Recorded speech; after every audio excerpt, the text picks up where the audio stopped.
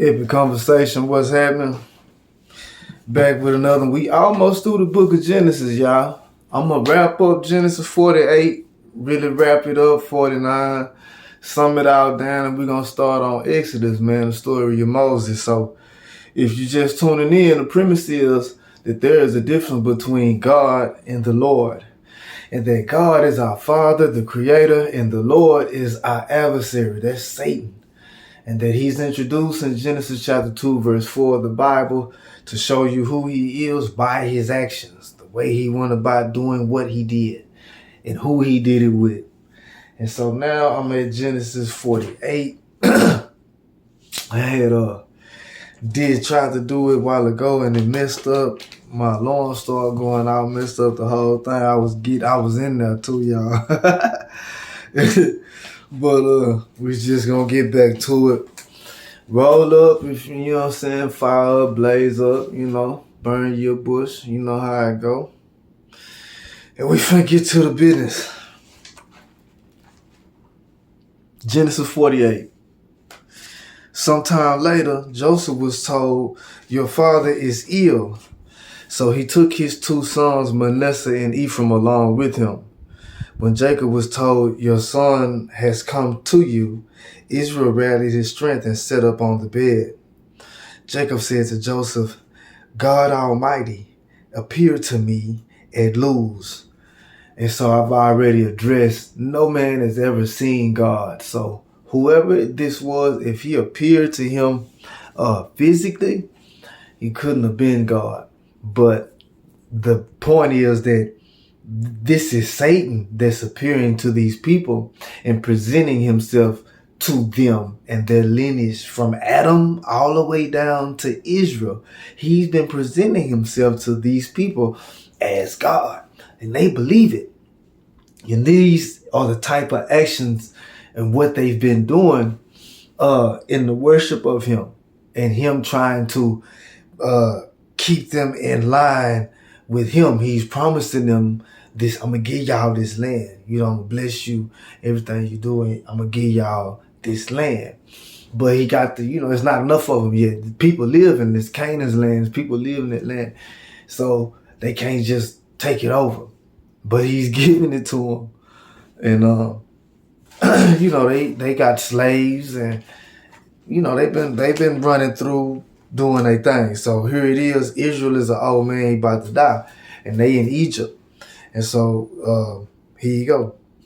Now then, Jacob said to Joseph, that appeared to me in Luz in the land of Canaan, and there he blessed me and said to me, I am going to make you fruitful and will increase your numbers. I will make you a community of peoples, and I will give this land as an everlasting possession to your descendants after you. Now then, your two sons born to you in Egypt, before I came to you here, will be reckoned as mine. Ephraim and Manasseh will be mine, just as Reuben and Simeon are mine. So now you got 14 tribes. Any children born to you after them will be yours. In the territory they inherit, they will be reckoned under the names of their brothers. As I was returning from Padan to my sorrow, Rachel died in the land of Canaan, while we were still on the way, a little distance from Ephraim. So I buried her there, beside the road to Ephraim, that is Bethlehem. When Israel saw the sons of Joseph, he asked, who are these? They are the sons God has given me, Joseph said to his father. When they say God, they talking about who appeared to him at Luz. That's who they talking about. Then Israel said, bring them to me so I may bless them. Now Israel's eyes were failing because of old age, and he could hardly see. So Joseph brought his sons close to him, and his father kissed them and embraced them. Israel said to Joseph, I never expected to see your face again, and now God has allowed me to see your children too. Then Joseph removed from Israel's knees and bowed down with his face to the ground. And Joseph took both of them, Ephraim on his right toward Israel's left hand, and Manasseh on his left toward Israel's right hand, and brought them close. But when Israel reached out his right hand, he put it on Ephraim's head, though he was the younger, and crossing his arm, he put his left hand on Manasseh's head, even though Manasseh was the firstborn. So he hit him with the switcheroo. Whoop. And I'm going to pause right there, break something down. You know them by their fruit. They always hit you with the switcheroo. Every story I done read you about their dealings with the people around them and each other. They gonna switch the story. They're gonna switch the terms of the agreement, and they're gonna come up off the switch. They're gonna benefit off the switch. My point to y'all is, y'all got introduced to the book after the big switch. Y'all missed the switch. By the time you got introduced to the book through what's called the gospel, it had already taken place. That's why I started in Genesis. I got a video on these list of videos called The Beginning Explained. It's 2 hours long. I need to bust it down into some shorts.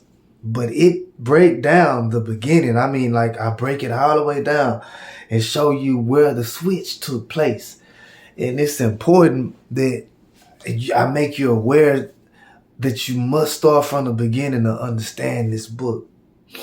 And if you got the book, it's not your fault that you got introduced to this book through the gospel. What I'm making you aware of is this book doesn't start there for a reason. The people that taught you had no right to just jump over all of that stuff and introduce you to the Bible through the book of Matthew. They did you a disservice. Some of them intentionally. Most of them, I'm going to give the benefit of the doubt. I think they really believed it and gave it to you as they did. But I don't know. I think I might be giving them too much of a doubt. Because they live good off this game that they giving you that they know is backwards. But I'm going to do my job, so let me not get too sidetracked. So he switched it up. He hit him with the switcheroo. Then he blessed Joseph and said, May the God before whom my fathers, Abraham and Isaac, walked, the God who has been my shepherd all my life to this day, the angel who has delivered me from all harm, may he bless these boys. May they be called by my name and the names of my fathers, Abraham and Isaac, and may they increase greatly upon the earth. When Joseph saw his father placing his right hand on Ephraim's head, he was displeased. So he took hold of his father's hand to move it from Ephraim's head to Manasseh's head. Joseph said to him, No, my father, this one is the firstborn. Put your right hand on his head. But his father refused and said, No, my son, I know. He too will become a people, and he too will become great. Nevertheless, his younger brother will be greater than he, and his descendants will become a group of nations. He blessed them that day and said, In your name will Israel pronounce this blessing. May God make you like Ephraim and Manasseh. So he put Ephraim ahead of Manasseh. Then Israel said to Joseph, I am about to die, but God will be with you. And when he say God, he's talking about the God that appeared to him. That's who he called God. He saw him. And take you back to the land of your fathers, and to you as one who is over your brothers, I give the ridge of land I took from the Amorites with my sword and bow. So yeah, they gonna take something. They about, they gonna take something.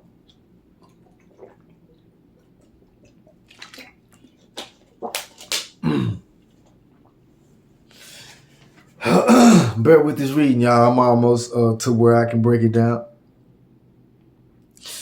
Then Jacob called for his sons and said, Gather around so I can tell you what will happen to you in days to come. This is what's called prophesying. What Joseph done when he got out of prison, divination need prompts.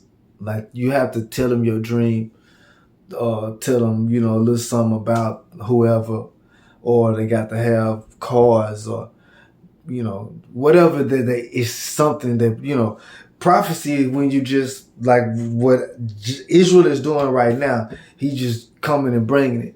The question is what spirit is that's speaking through you? Is it the spirit of our Father, or is it the spirit of his adversary? Check it out. Assemble and listen, sons of Jacob. Jacob means heel catcher, Yakub. Listen to your father Israel. Reuben, you are my firstborn. My Israel means he who struggles with the mighty one. Reuben, you are my firstborn, my might, the first sign of my strength, excelling in honor, excelling in power. Turbulent as the waters, you will no longer excel, for you went up into your father's bed, into my couch, and defiled it. This Reuben is the one that ran up in one of his wives. So on his dying bed, he told him he wasn't going to amount to nothing. Simeon and Levi are brothers. Their swords are weapons of violence. Let me not enter their council. Let me not join their assembly, for they have killed men in their anger and hamstrung oxen as they please. Cursed be their anger so fierce and their fury so cruel. I will scatter them in Jacob and disperse them in Israel. The Levite tribe became the priestly tribe of the religion of what's called Judaism. Moses that we finna read about is from the tribe of Levi. Judah mean praise ones. Judah, your brothers will praise you. Your hand will be on the neck of your enemies. Your father's sons will bow down to you. You are a lion's cub, O Judah. Or when you read, like, okay, I'm going to give you this right here, right now. Judah mean praise one, right?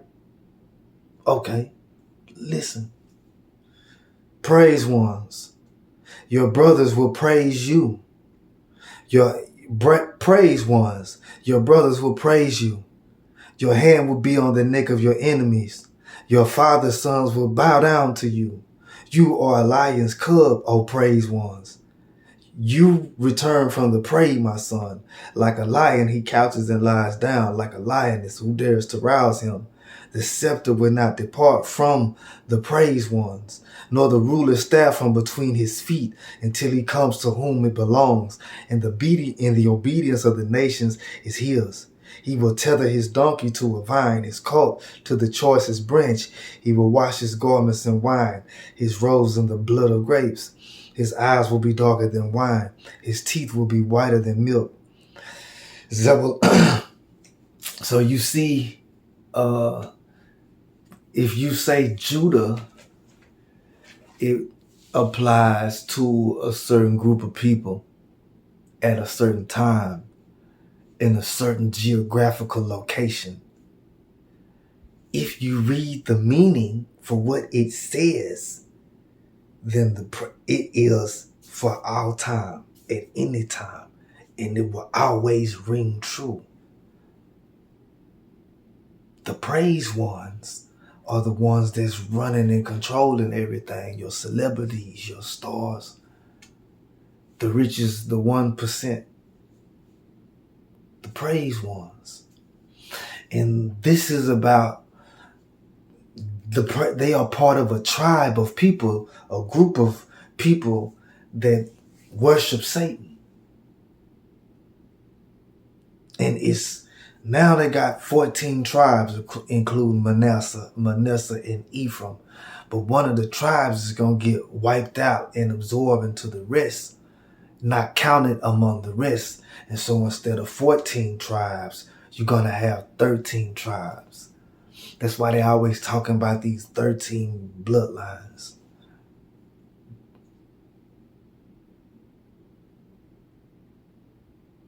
And that the God that they serve, if you read praise ones, who are the praise ones? What is the big secret?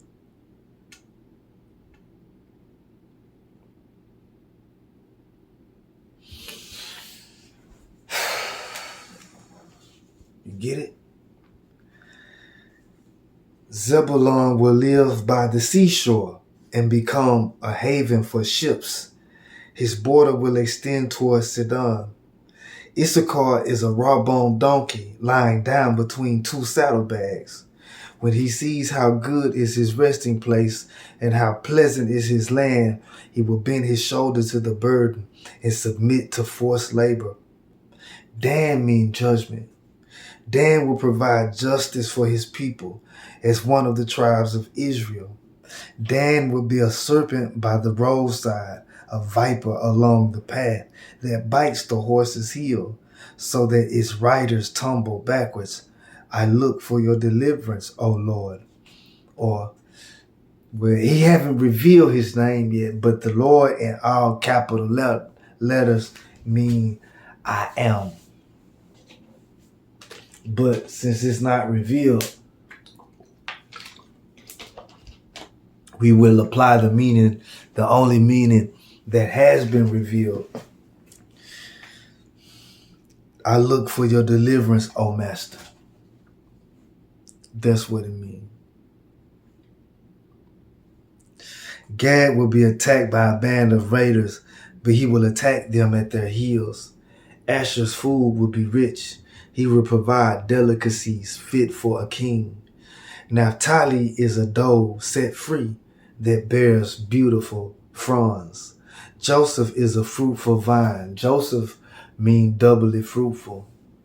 Joseph is a fruitful vine near a spring. So he repeat fruitful twice, doubly fruitful. Give me a fifth of the land. Give me a fifth of what the land produced for 7 years. Pile it up. When they come for that, charge them for it. Take everything they got. Doubly fruitful.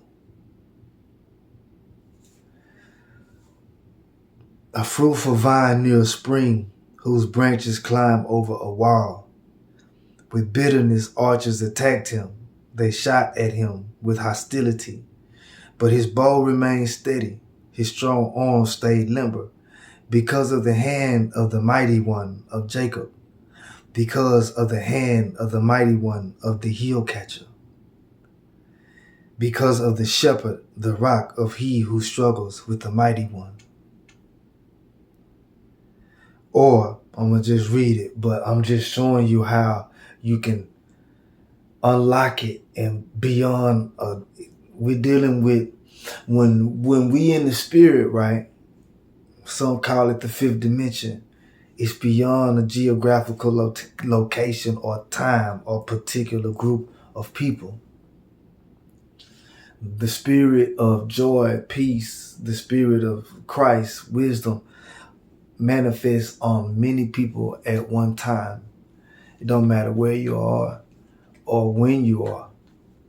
And so the spirit, what's spoken in spirit, applies to all times, and it will hold true in all times. So we getting into another book. We getting at the end of Genesis. So it's time to elevate and get a little bit deeper in our understanding. When we read, everything they got is like a double meaning. And they could have translated the names, but it's just not their custom to do so. So some things are kept hidden, and you have to go inside of it to catch the meaning. It's in your face. It's in your face. It can't help but be in your face. You just got to look past the deception. So, let's go.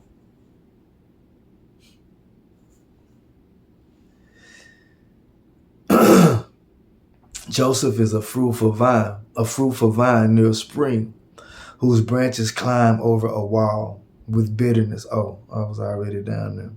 Because of your father's God who helps you, because of the Almighty who blesses you with blessings of the heaven above, blessings of the deep that lies below, blessings of the breast and womb, Your father's blessings are greater than the blessings of the ancient mountains, than the bounty of the age-old hills.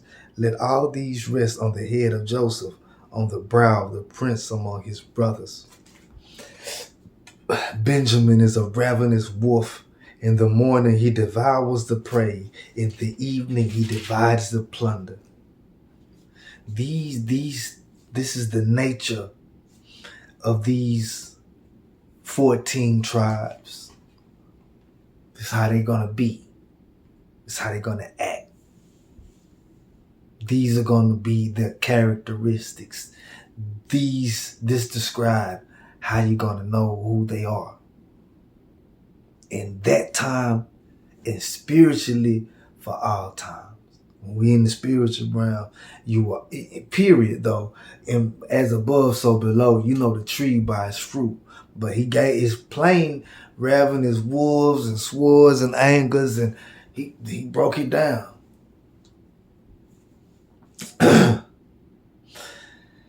Then he gave them these instructions. I am about to be gathered to my people. Bury me with my fathers in the cave. Bury me a G. Bury me with my fathers in the cave in the field of Ephraim the Hittite. The cave in the field of Magphilah near Mamre in Canaan. Everything in Canaan. Really go do your research about Canaan. It's going to trip you out. And Abraham brought as a burial place from Ephraim the Hittite along with the field.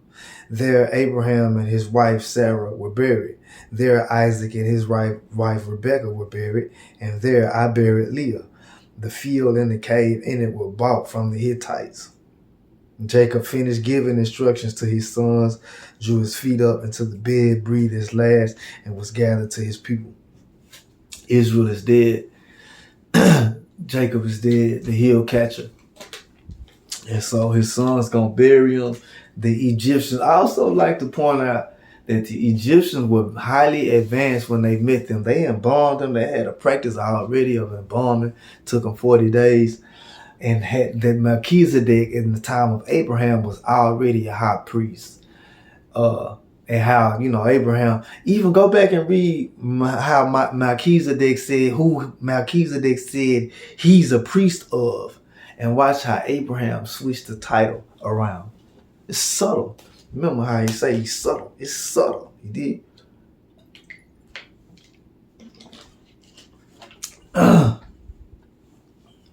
So they bury him, and Joseph brothers, they think he gonna turn on them once they pops die. He tell them, nah, I ain't tripping. They all end up dying. All those generations, it's over with. And guess what, y'all? We in Exodus. You think Exodus means, like the departure or something like that. It means like traveling though, or leaving somewhere. So we're gonna get right into Exodus. And then I'm gonna get to breaking some stuff down. These are the names of the sons of Israel who went to Egypt with Jacob. We already know the sons of them. Now Joseph and all his brothers and all that generation died. But the Israelites were fruitful and multiplied greatly and became exceedingly numerous, so that the land was filled with them. They still in Egypt. Then a new king who did not know about Joseph came to power in Egypt. Look, he said to his people, the Israelites have become much too numerous for us. Come, we must deal shrewdly with them, or they will become even more numerous, and if war breaks out, will join our enemies, fight against us, and leave the country. So they put slave masters over them to oppress them with forced labor, and they built Pithom and Ramses as store cities for Pharaoh. But the more they were oppressed, the more they multiplied and spread. So the Egyptians came to dread the Israelites and worked them ruthlessly. They made their lives bitter with hard labor in brick and mortar and with all kinds of work in the fields. And in all their hard labor, the Egyptians used them ruthlessly. The king of Egypt said to the Hebrew midwives, whose names were Shiphrah and Puah, when you help the Hebrew women in childbirth and observe them on the delivery stool, if it is a boy, kill him. But if it is a girl, let her live. The midwives, however, feared God and did not do what the king of Egypt had told them to do. They let the boys live. Then the king of Egypt summoned the midwives and asked them, why have you done this? Why have you let the boys live? The midwives answered Pharaoh, Hebrew women are not like Egyptian women. When they are vigorous and give birth before the midwives arrive. So God was kind to the midwives, and the people increased and became even more numerous. And because the midwives feared God, he gave them families of their own. Then Pharaoh gave this order to all his people.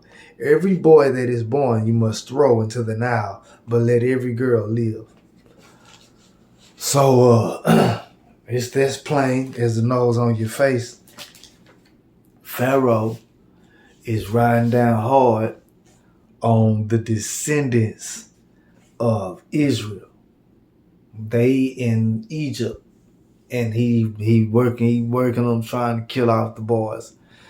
But it ain't working. They multiplying. Even the more he try to hold them down, the more they reproduce. And they scared that they gonna take over. If war happen, they gonna switch sides. Why would they fight for their oppressors? So let me keep going. Now, a man of the house of Levi married a Levite woman, and she became pregnant and gave birth to a son. When she saw that he was a fine child, she hid him for 3 months.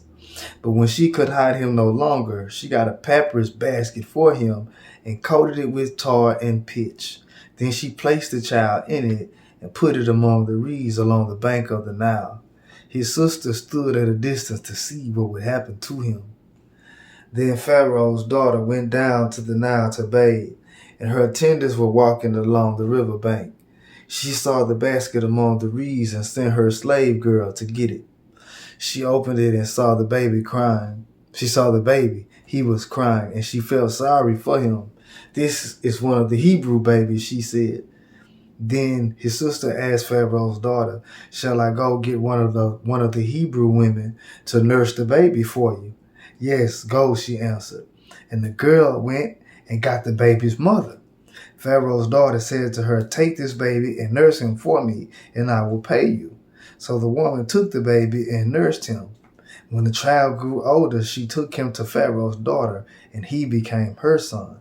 She named him Moses, saying, I drew him out of the water. So, since Pharaoh wanted to kill all the Hebrew boys, the boy mama put him on a little raft. Pharaoh's daughter see the boy, take him in. She sees the baby. She feels sorry for him. But his sister, Moses' real sister, saw what had happened and ran up to him like, you want me to go get one of the Hebrew women to take care of the baby? Pharaoh's daughter like, yeah. So she went and got their mama. And like, yeah, mama, one of the Hebrew women picked up Moses. So she said, well, okay, take care of him, and I'm going to pay you to take care of him. And when he old enough, like what, 4 or 5 years, 3, 4, 5 years old, something like that, she brought him to her, and he became Pharaoh's daughter. And she was going to raise him in Pharaoh. He's raised in the palace. He's raised around the king of Egypt. So he's raised around, and either they are a very liberal and open country, or they look a lot alike. But whatever the case, Moses is seeing he's growing up with the people that's oppressing his mama and sister and whatever. So now a man,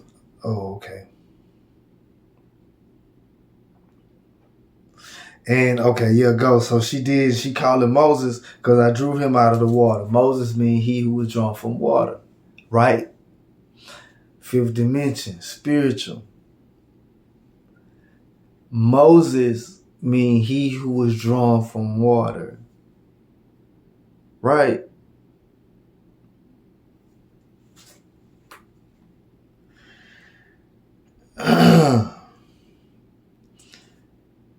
When you are born, when conception take place, you develop head first in a sack of water. And when it's time for you to come forth, the water break. And you get drawn from that water. When creation happened, the waters that were below were gathered to one place, and the dry land appeared, like, drawn head first, poking up out of the water.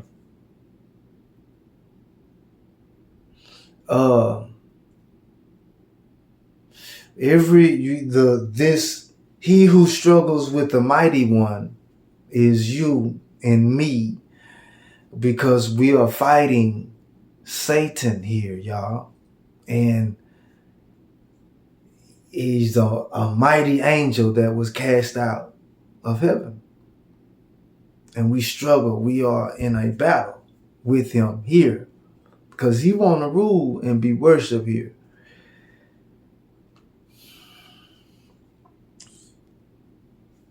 Then it's a spiritual battle. It's read from a spiritual perspective. It's understood from a spiritual place. And it applies to each and every human being. Read from this, it only applies to a certain people of a certain bloodline on a certain geographical location in a certain time.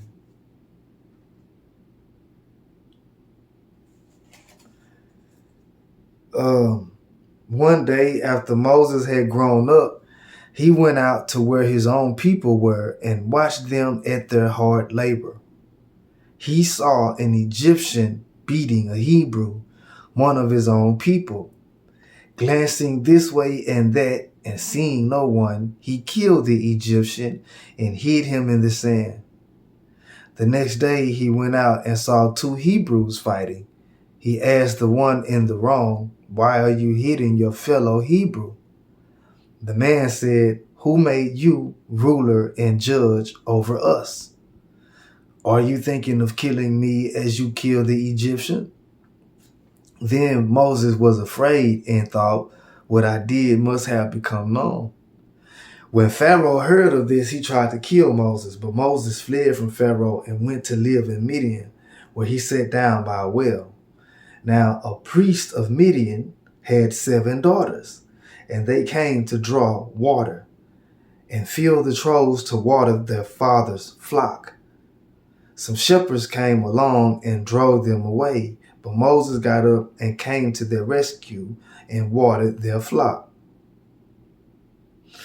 Midian, not a priest of Midian, they don't say his name, had 7 daughters. When the girls returned to Ruel, that's his name, their father, he asked them, "Why have you returned so early?" They answered, "An Egyptian rescued us from the shepherds. He even drew water for us and watered the flock." An Egyptian rescued us from the shepherds. He even drew water for us and watered the flock. And where is he? He asked his daughters, "Why did you leave him? Invite him to have something to eat."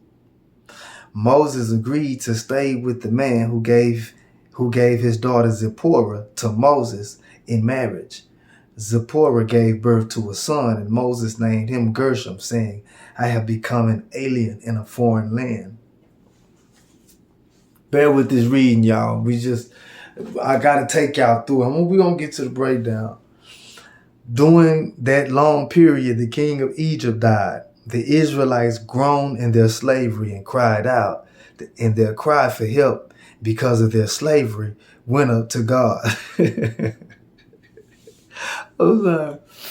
Okay, he say, during the long period, the king of Egypt died. The Israelites groaned in their slavery and cried out, and their cry for help because of their slavery went up to God. I laugh because they themselves had slaves. They come from people, and they had plenty of slaves. Abraham, Isaac, Jacob, and now it's being done to them. And it was cool what they was doing, and like they was getting blessed and everything they was doing. And this now everything done flipped up due to what Joseph put in place. Joseph got everything in Egypt now belonged to the Pharaoh. They sold it all. Joseph set that play up. And this is the consequences of what Joseph did. But they like, nah, we ain't, nah. They went to moan and groan. And so I'm laughing because, it's because of their slavery that they doing this moaning like, you enslave people though. You about to get free and go enslave some more people. But let me go ahead. God heard their groaning, and he remembered his covenant with Abraham, with Isaac, and with Jacob. So God looked on the Israelites and was concerned about them. When they say he remembered, I don't know if it's possible for this dude to forget. Maybe it is, I'm not sure, but he always have to be reminded not to let them die. I might forget. Oh man, I'm gonna stop. I'm serious too. I'm not playing. Now Moses was tending the flock of Jethro, his father-in-law, the priest of Midian. And he led the flock to the far side of the desert and came to Horeb, the mountain of God. There the angel of the Lord appeared to him in flames of fire from within a bush. Moses saw that the bush was on fire. It did not burn up.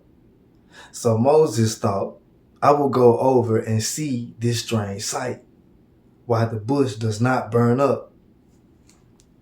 When the Lord saw that he had gone over to look, God called to him from within the bush, Moses, Moses. We got there, the angel of the Lord appeared to him in flames of fire from within a bush. That's verse 2. Verse 4. When the Lord saw that he had gone over to look, and you remember Israel using that term, the angel. But it says when the Lord saw that he had gone over to look, and then it says God called to him from within the bush, Moses, Moses. So you got an angel and you got the Lord and you got God. Which one is it? Or is it all? Are they calling this the Lord God?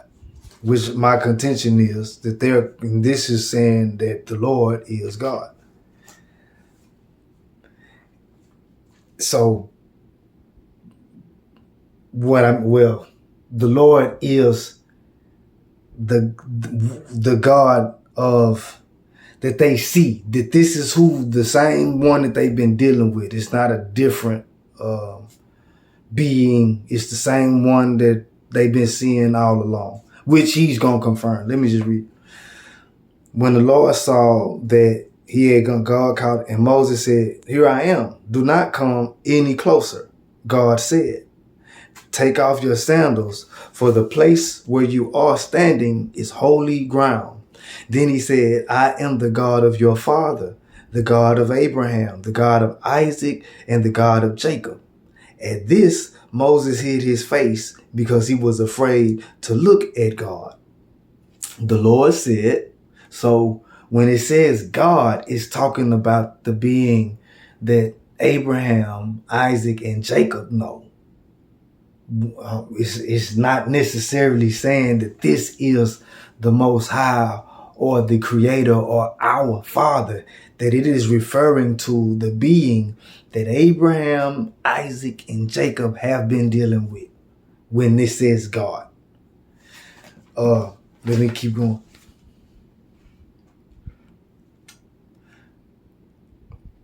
The Lord said, at this Moses hid his face because he was afraid to look at God. The Lord said, I have indeed seen the misery of my people in Egypt. I have heard them crying out because of their slave drivers, and I am concerned about their suffering. So I have come down to rescue them from the hand of the Egyptians and to bring them up out of the land into a good and spacious land, a land flowing with milk and honey, the home of the Canaanites, Hittites, Amorites, Perizzites, Hivites, and Jebusites. And now the cry of the Israelites has reached me, and I have seen the way of the Egyptians are oppressing them. So now go, I am sending you to Pharaoh to bring my people, the Israelites, out of Egypt. But Moses said to God, who am I that I should go to Pharaoh and bring the Israelites out of Egypt? And God said, I will be with you, and this will be the sign to you that it is I who have sent you. When you have brought the people of Egypt out of Egypt, you will worship God on this mountain.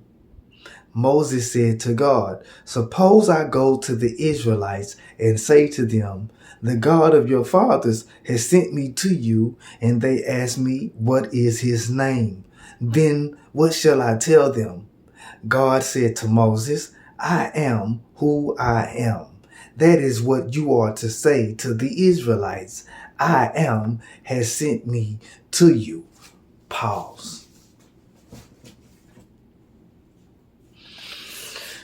Every time you see the word Lord in all capital letters, it means I am who I am.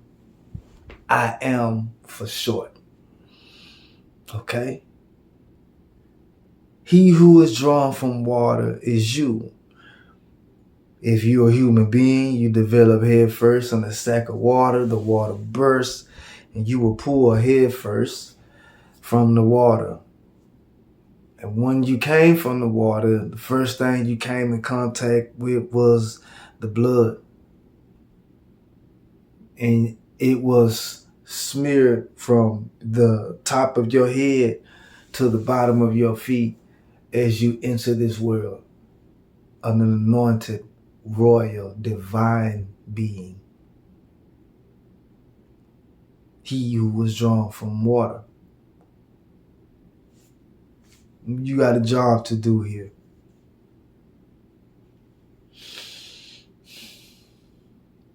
So when he go back, hey y'all, pack up. We finna raid. We ain't finna be down with these devil worshipers destroying the world and telling these lies and doing this killing. We ain't participating no more, y'all.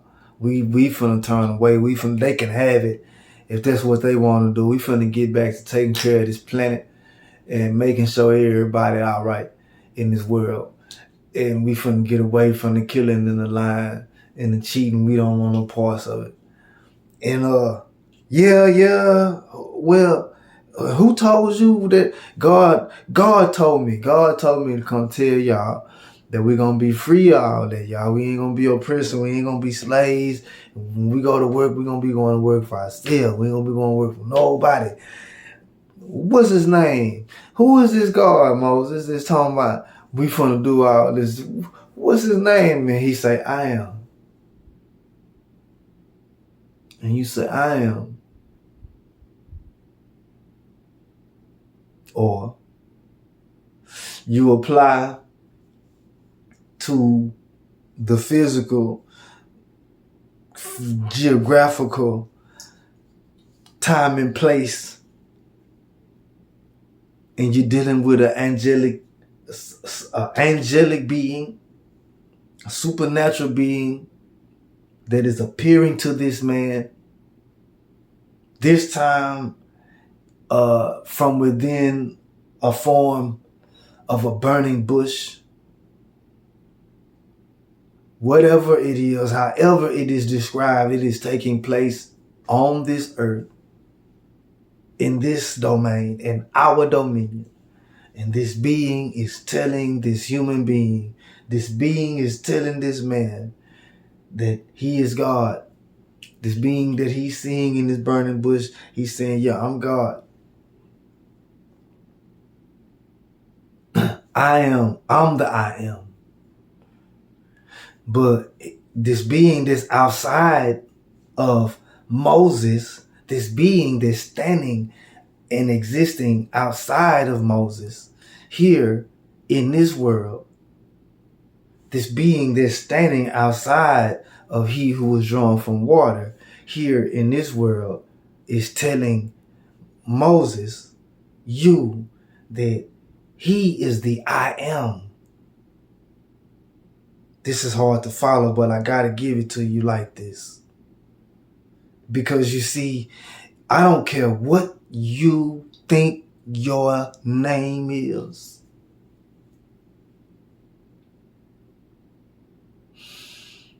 If I ask you, how you doing? You gonna say, I'm good, or I'm not feeling too well. I apostrophe AM. He's saying that he's that I am. Do you get what I'm telling you?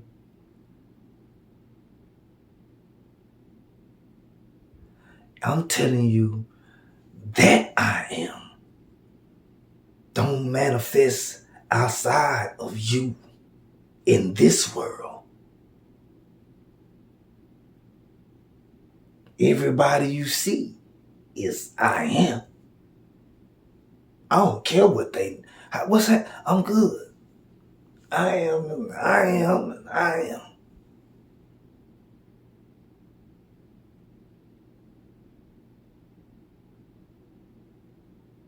He ain't my I am. I access here from this world.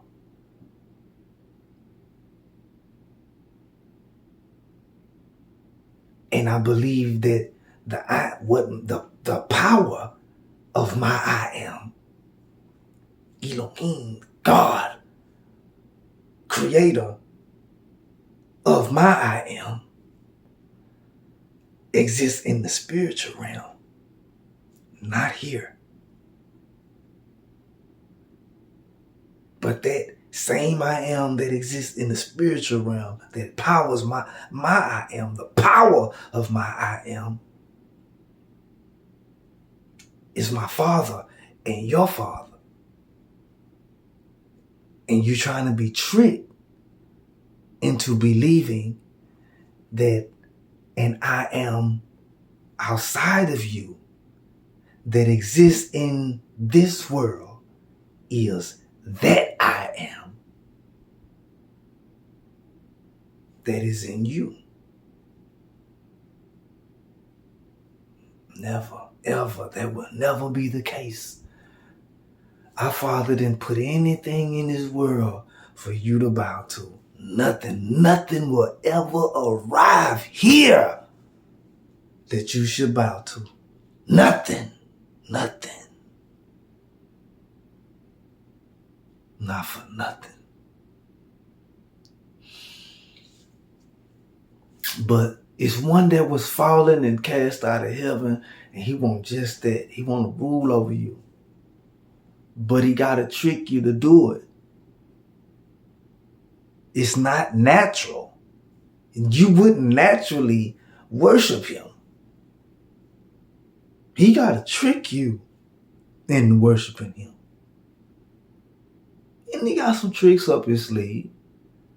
He's a deceiver. He real slick. He'll hit you with the switcheroo. So with this name, you see how it's, some people, it's like, what is you, I am and that, yeah. Ain't no I am outside of you that's that I am that's in all of us. No. The I am that's in all of us don't manifest here in this world. He's here. And every one of us got a temple to go to access him in. That's why it's called a temple. It's plain, it's right. I mean, like, it's not very, once we really get into it, but what I'm trying to get to you is the God that they dealing with, that they saying is the almighty creator that exists in the spiritual realm. They saying this somebody that they can see and deal with. Oh, we just get, oh man, I ain't gonna keep going. I'm almost, cause I like to keep it. It's gonna get good. It's gonna get real good. But and he said, this is what you ought to say to the Israelites. I am has sent me to you. Exodus 3, verse 14. God also said to Moses, say to the Israelites, the Lord. The Lord is put here in place of I am who I am, because in the Jewish religion, they believed that the name I am who I am was so sacred that they wouldn't repeat it. And so in place of it, they switched it and put Lord, which means master. God also said to Moses, say to the Israelites, the Lord, the God of your fathers, the God of Abraham, the God of Isaac, and the God of Jacob has sent me to you. This is my name forever, the name by which I am to be remembered from generation to generation. God said to Moses, say to the Israelites, the Master, the power of your fathers, the God of Abraham, the power of Abraham, the power of Isaac, and the power of Jacob has sent me to you. This is my name forever, the name by which I am to be remembered from generation to generation. Go, assemble the elders of Israel and say to them, the Lord, the God of your fathers, the God of Abraham, Isaac, and Jacob, appeared to me and said, I have watched over you, and I have seen what has been done to you in Egypt, and I have promised to bring you up out of your misery in Egypt into the land of the Canaanites, Hittites, Amorites, Perizzites, Hivites, Jebusites, a land flowing with milk and honey. They just let you know there's people living there. The elders of Israel will listen to you. Then you and the elders are to go to the king of Egypt and say to him, the Lord, the God of the Hebrews, has met with us. Let us take a 3-day journey into the desert to offer sacrifices to the Lord our God. He done met with us. He done appeared to us. This the same dude that been dealing with our ancestors. He want us to meet with him in the desert and make sacrifices to him.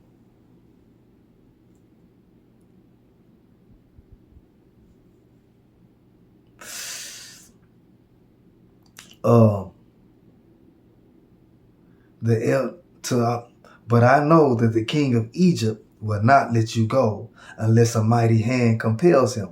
So I will stretch out my hand and strike the Egyptians with all the wonders that I will perform among them. After that, he will let you go. And I will make the Egyptians favorably disposed toward this people, so that when you leave, you will not go empty-handed. Every woman is to ask her neighbor, and any woman living in her house, for articles of silver and gold, and for clothing, which you will put on your sons and daughters. And so you will plunder the Egyptians. So he pull up. I'm gonna stop there with the read. He pull up and he tell him, "Hey Moses, I done heard that what's going on. Go to Pharaoh, tell him we gonna go. I'm God. I'm the one that's been dealing with your forefathers. I'm the one that they prayed to. I'm him."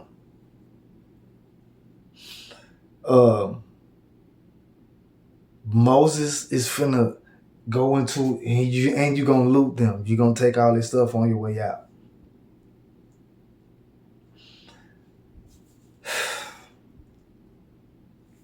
It's written plain that they identify this being as God. From this point on, people see a capital G. I mean, are we worshiping capital and lowercase letters or what? What is it? Once you understand the nature and the way that the Most High operates, you will understand how you are his manifestation on this earth. If the Most High is going to appear to a human being in this world, it's gonna come like you are the highest, you are the representation of the Most High. There's no other higher or more accurate representative of the Most High than you. He gonna work through people.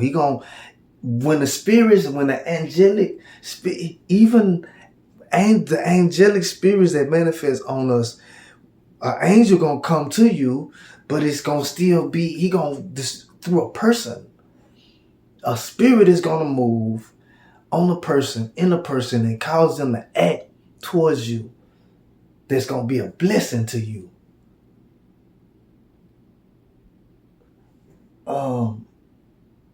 It's gonna look like, you feel me? There's no higher on earth. He said, "Let us make man in our likeness." And when he said ours, he talking about the inhabitants of the spiritual realm, the Most High and the angelic beings, male and female. So when we manifest here, this is it, y'all. Anything else, if it manifests here and tell you I'm God, no, you not. No, you not neither. I don't care what you look like. Yeah, okay, yeah. So I still ain't about to you. I don't care about your hair being on fire, whatever it look like over there. Still ain't no. Because I know who I am. I know who I am. Get it?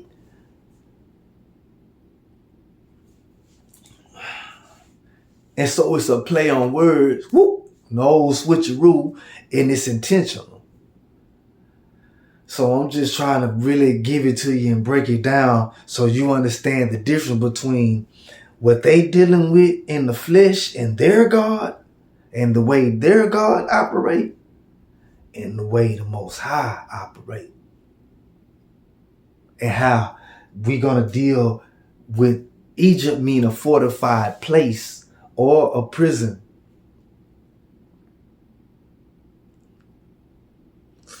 We're gonna deal with, we got ways that in this spiritual battle that we in and that we must endure.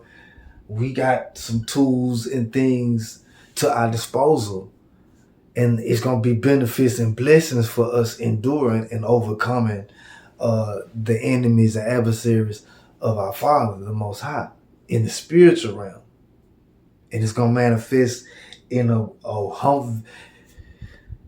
It's gonna being a lamb in the flesh is being a lion in the spirit. Put it like that. Because you realize that you're fighting spirits. I'm not fighting people. And I know my people don't get it. I know you don't get it. I know what you thought it was going to look like. It's always been that way. Every story, when the truth come, it never come like people thought it was gonna look like.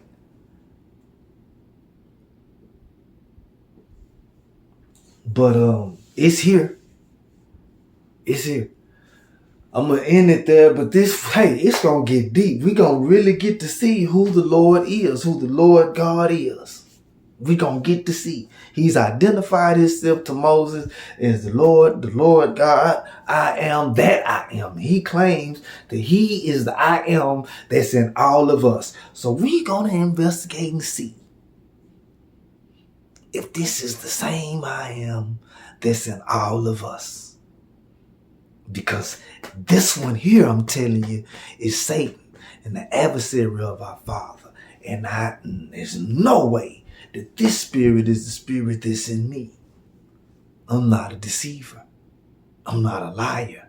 I'm not going to hit you with the switcheroo.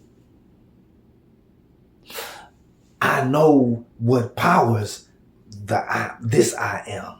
And that I am is in heaven.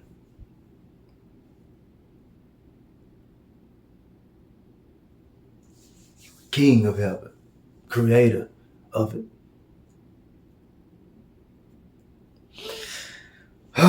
And I believe he gave me this right here. I believe his word is true. That this realm right here this is all us, baby. So I'm gonna go and end this. I'm a little bit over. Yeah, this is a good cutoff point. We coming back in Exodus chapter 4, man. You understand me? We gonna get through this whole book, man. And y'all, the proof is in the pudding. Just go back through these videos. And I ain't bringing nothing else but the book to y'all to show y'all you've been deceived. You worship Satan and you don't know it. If this God here that I just got to reading about in Exodus chapter 3 is your God, this book is written to expose to you that this is really Satan. And in Exodus 4 right here, when we get back, he gonna show you. The book is gonna expose it. And we just gonna break it down. And then we're just gonna see what they do. Him and Moses gonna get up and we're gonna see what they do together. Peace.